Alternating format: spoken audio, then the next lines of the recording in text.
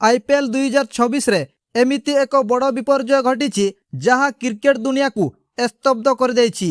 5 थरर champion Chennai super Kings एबे point table रो सबुठु तले, किंतु किए सही खेलाड़ी जीए ए शक्तिशाली दल को विनाश आड़ को टाणी नेउछंती। काहेकि इरफान पठान खोलाखोली भावे जड़े स्टार खेलाड़ी को चेन्नईर सबुठु बड़ समस्या बोली कहिछंती। आमे एमिति एक गुमर खोलिबु जहाँ शुणिले आपण भी विश्वास करि पारिबे नाही, कारण यह केवल 3टी मैचर पराजय नुहे बरं चेन्नईर अस्तित्व उपरे एक बड़ प्रश्नवाची। दर्शक बंधु, भिडियोटी को स्किप न करी शेष पर्यंत देखंतु। प्रकृत खबर हेउछि चेन्नईर बोलिंग विभाग एबे संपूर्ण भुसड़ी पड़ी। पूर्वतन ऑलराउंडर इरफान पठानक कहिबा अनुसार अफगानिस्तान रो युव स्पिनर नूर अहमद एबे चेन्नई पाई सबुठु बड़ बोझ साजिछंती। गत सीजन रे 24टी विकेट नैथिबा एही खेलाड़ी चलित सीजन रे पूरापूरी फेल।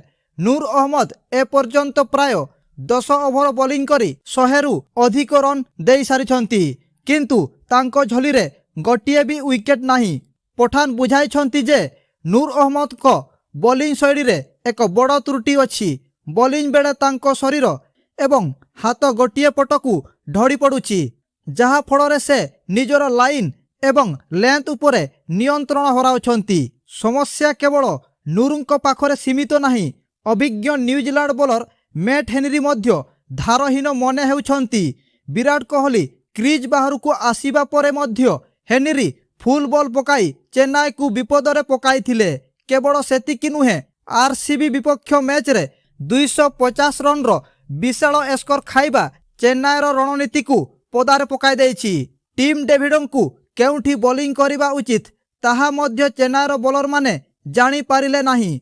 अंशुल कंबोजंक सेही एक 9 बॉल पूरा मैच रो मोड बदलाई देथिला। चेन्नई पाई एबे कोरोबा मोर परिस्थिति। परवर्ती मैच चेपक स्टेडियम रे दिल्ली कैपिटल सहित हेबाकू जाउछि। कोन चेन्नई ए समस्यार समाधान करी कमबैक करि पारिबो? इरफान पठान देइथिबा परामर्श अनुसार नूर अहमद कोन निजकू सुधारी पारिबे? आपणकू कोन लागुछि चेन्नईर एही पराजय पाई प्रकृतरे दायी किए? आपणक मतामत कमेंट करी निश्चय जणांतु।